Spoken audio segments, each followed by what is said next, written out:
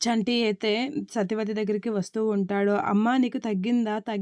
నయమైందా?" అనైతే చాలా తిన్నగా వస్తూ కూర్చుంటూ ఉంటాడు. ఇక సింధూర కూడా వస్తూ ఉంటుంది. చంటి అనైతే వాళ్ళ అమ్మ చాలా ఆప్యాయంగా చూస్తూ ఉంటుంది. "అమ్మ నిజంగా నీకు తగ్గిందమ్మా" అని చెప్పేసైతే చాలా హ్యాపీగా ఫీల్ అవుతూ ఉంటాడు చంటి. "అత్తయ్య తగ్గిందా?" అనైతే అంటూ ఉంటుంది సింధూర.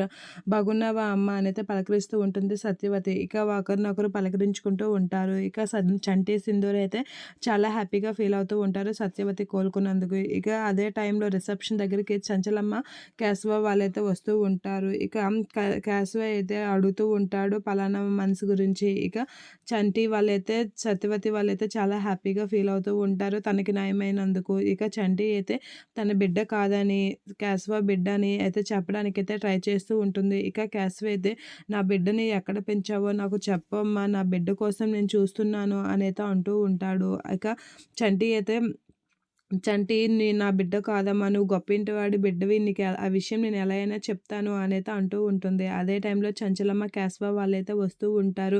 ఈ నిజం ఎలాగైనా చంటికి తెలిసి ఆడిని గొప్పవాడిని చెయ్యాలి, నాలాగా పేదరికంలో పెరగకూడదు అని చెప్పేసి అయితే చంటి వాళ్ళ అమ్మ అయితే అనుకుంటూ ఉంటుంది. ఎలా అయినా చంటికి ఆ నిజం చెప్పేయాలి అనైతే అనుకుంటూ ఉంటుంది సత్యవతమ్మ. ఇక చంటి అయితే ఏంటమ్మా ఆలోచిస్తున్నావు అనైతే అంటూ ఉంటాడు. ఇక సింధూర కూడా షాక్ అవుతూ ఉంటుంది.